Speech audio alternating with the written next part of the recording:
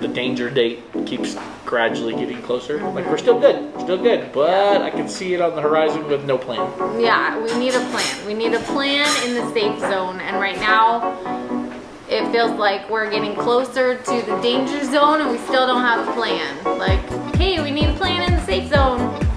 Where's the plan? This is the good life. Oh, oh, oh. This is the good life. Oh, oh, oh. Out in the sunshine, nothing but good times. Don't you feel like we're on a news station? Coming to you live. So we had another doctor's appointment. We're on our third doctor's appointment with, I wouldn't say this doctor, I would say this doctor's office. The first one we were with Dr. P. Second one we were with Dr. K. You remember her name?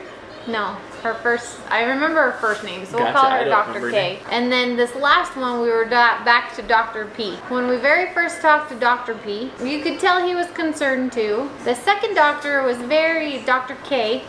She was very, whatever you guys want to do. I don't know what to tell you guys to do. Maybe you should just come back in a week because I don't really know what to tell you. So we went back in a week and then we saw Dr. P and we had another ultrasound. Dr. P told us once again how concerned he was. Chewed Alli out. He chewed me out a little bit because he asked about tightening and I said I did have some like tightening, but I don't think they were really contractions. And he's like, well, any type of tightening you know is not okay in your condition. He kind of chewed me out a little bit and I'm like, okay, well, you sound concerned right now, but the last 2 weeks I haven't heard anything from you. So it doesn't really, are you concerned or are you not concerned? I obviously didn't say that. So the conversation or our appointment ended with, it's officially Vasa Previa. They were going back and forth for a little bit, but they officially diagnosed it as Vasa Previa with a low-lying placenta. We all agree now that I will have a C-section. That is the only option at this point, is to safely deliver a baby is to have a C-section. So we will have a C-section. Before labor starts. And that's kind of where we ended. Well, he wants us to meet with, it's called a neonatologist, which is basically a baby doctor that takes care of preterm babies. He wanted us to meet with one yesterday or today, but I couldn't get in until Friday. And I found out that it's just a phone call. We're not even going into a doctor's appointment. They're just going to call me. Our original plan was to stay with my parents kind of until we could figure out a date. And with not even having that appointment until this coming up Friday, we're seriously living our lives Friday at a time. We just decided to just come back home. Like, let's not stay in the valley. Let's just come back home. So Dr. P wanted us to meet with the neonatologist yesterday or today, but that's not going to happen. And then he said he was going to call me at the beginning of this week. We're there. It's the beginning of this week. So hopefully he'll call me tomorrow. He was comfortable with delivering between 34 and 37 weeks. I was 34 weeks as of Sunday, and he told us that we do have to have steroids if the baby is even born 1 day before 37 weeks. So if max he wants me to go is 37 weeks, then that tells me we will need to do steroid shots. Kyle's under the impression that I have to sit in the hospital. I don't really know that. I'm still hoping that I don't, but it would probably be the safe thing. I don't know.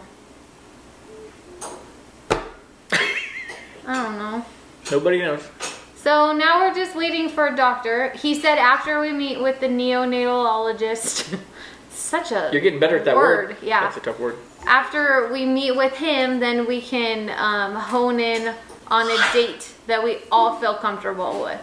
If he calls me today, I'm gonna be like, all right, doc, I feel comfortable with tomorrow. How about you? Like, let's just get this rolling. We're just emotionally spent. We're just Exhausted. ready.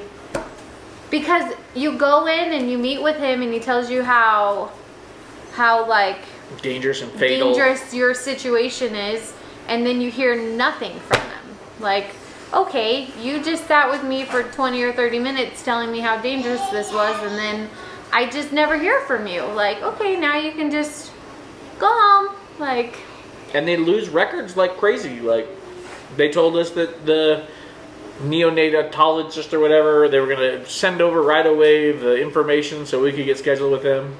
Alli finally calls back on Monday to get, because they hadn't called, and they're like, sorry, we didn't get your information until 8 o'clock that night. 8 o'clock that night. You're like, so you didn't send it right over. So it's, I'm just ready to be done. I'd rather just start this now so that I know we're gonna have a baby by the 37th week, because it just feels like if we wait much longer, we're going to get past that 37 week. They keep pushing it off. Because they just keep, it's a week at a time. It's really, we'll talk to you on Friday, we'll talk to you on Friday. And it would be easier if the way this doctor's office was set up, if I knew that my doctor was going to be there. But they have 3 offices across the valley, and they rotate between those offices. So I honestly don't even know if my doctor is in the office today. Yeah. I don't even know. So that's where we're at. And that's why we haven't vlogged much, because we feel like we don't have anything to say. We wish we had something to say. We took the kids to the Phoenix Zoo. That was fun. That was fun. And bowling. And bowling. The kids enjoyed bowling. Did you like bowling? Yeah. Who won? Me. She really did. She really did. Yeah. She kind of cheated because she had the thing you put the ball on and And roll had it little down. bumpers, huh? And the bumpers. But she did. She won. She beat everybody else. So that's what's going on. Not our most upbeat video for sure. But that's just the And toll if it's you're- taken on us. Yeah, if you're confused, if you're new to this channel and you're like, what are they talking about? You gotta go back a little bit. Go back a little bit. Check out those videos. And then check out some like we really do have fun. We did have Just fun. not right now. I told the kids, like, I'm excited to go back and be fun again, to be able to go enjoy life. It's gonna happen. We know that one way or another the baby's coming, Baby's coming. but we still don't know when. The doctor, like I said, the doctor would like to deliver sometime between 34 weeks and 37 weeks. I am 37 weeks on October 30th.